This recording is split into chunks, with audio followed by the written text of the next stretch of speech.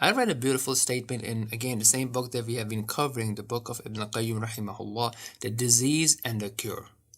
And he mentions that the example of a heart is like a bird. The higher it flies, the safer it is. And as it lowers itself towards the ground, it is exposed to all sort of dangers. So the idea is to elevate ourselves, to go beyond our body, to go beyond our desires, and to think beyond the skin and the bones. And to focus on the love of the Creator and the pleasure of the Creator, as opposed to pleasing the creation at the expense of displeasing the Creator. The more we do that, the higher we ascend, the higher we elevate ourselves, the more peaceful we become and the safer we become. Here's an interesting point here that he mentions. He brings the words from the Quran, the Kitab of Allah, the speech of Allah, which says, يَا أَيُّهَا الَّذِينَ آمَنُوا اتَّقُوا اللَّهَ وَلْتَنظُرْ نَفْسٌ مَا قَدَّمَتْ لِغَدٍ وَاتَّقُوا اللَّهَ إِنَّ اللَّهَ خَبِيرٌ بِمَا تَعْمَلُونَ. O you who have believed, fear Allah, keep your duty to Allah, and let every person look as to what he has sent forward for tomorrow. And fear Allah, verily Allah is all aware of what you do. And it continues, وَلَا تَكُونُوا كَالَّذِينَ نَسُوا اللَّهَ فَأَنْسَاهُمْ أَنفُسَهُمْ أُولَئِكَ هُمُ الْفَاسِقُونَ. And be not like those who forgot Allah, and He caused them to forget themselves. These are the ones who are fasiqun, the ones who are rebellious and disobedient to Allah. What does it mean to forget oneself? It is explained as forgetting the right path, forgetting to focus on the right path towards safety, happiness, peace, eternal bliss, and the path to the pleasure of Allah, the paradise of Allah. So you can see that how Quran instructs us to be focused and to remember what is good for ourselves, and to be obedient to Allah subhanahu wa ta'ala, and to count and hold ourselves accountable for what we are achieving and how we are using all the resources that Allah subhanahu wa ta'ala has given us.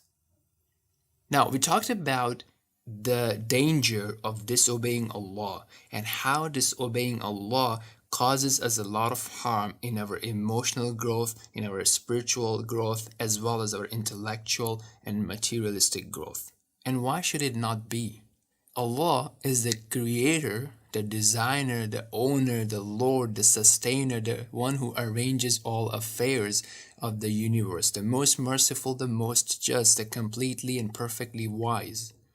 So all His orders and guidelines and the rulings are based on His wisdom, that are designed to help us achieve alignment and harmony and growth and peace and oral peace in the community. As we try to stray away from it, we are disobeying Allah subhanahu wa ta'ala and causing ourselves local and a harm at a communal level. But now we want to start looking at how the evil forces, the enemies of Allah, how they sneak into the heart of the believer and causing him to do acts of disobedience, how it happens in stages, how it is lured, how the heart of a believer is lured into doing things that are displeasing to Allah subhanahu wa ta'ala.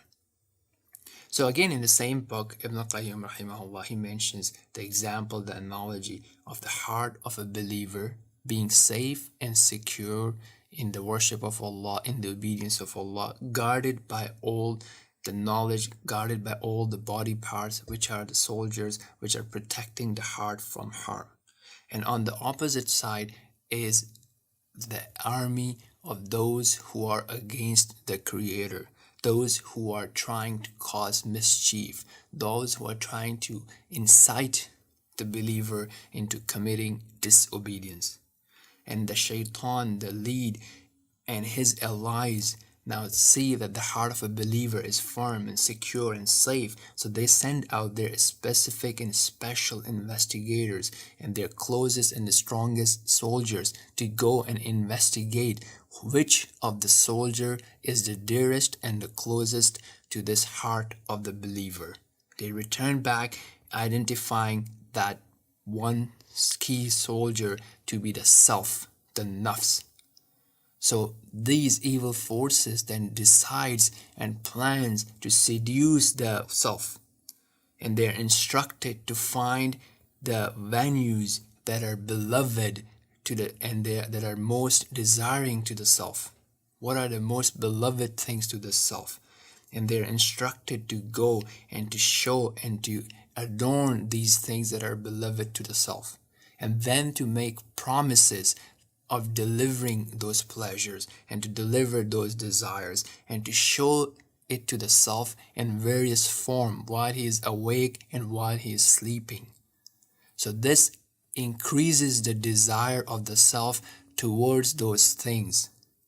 At the same time, false promises are being made to deliver those things until the self and what is surrounding it is shackled into those false promises and becomes a captive of the evil forces. Once that happens, the path to the heart becomes easy, and eventually the heart is owned. So what we will see going forward in upcoming episodes is how the shaitan, the evil side, the dark side, tricks and captures the eyesight, the hearing, and other faculties of a believer, and how it starts from desires and false promises. For now, what is important is to remember that what are the things that you are attracted towards, and how is it taking you from the obedience of Allah subhanahu wa ta'ala. It may not be taking you directly into disobedience. It will start to take you into distraction, into doing things that are permissible, but doing too much of those things, and to start neglecting the obligations, and to start being relaxed about the obligations, or to start being relaxed about the forbidden things. So you still don't do it, but you're becoming more and more relaxed about it.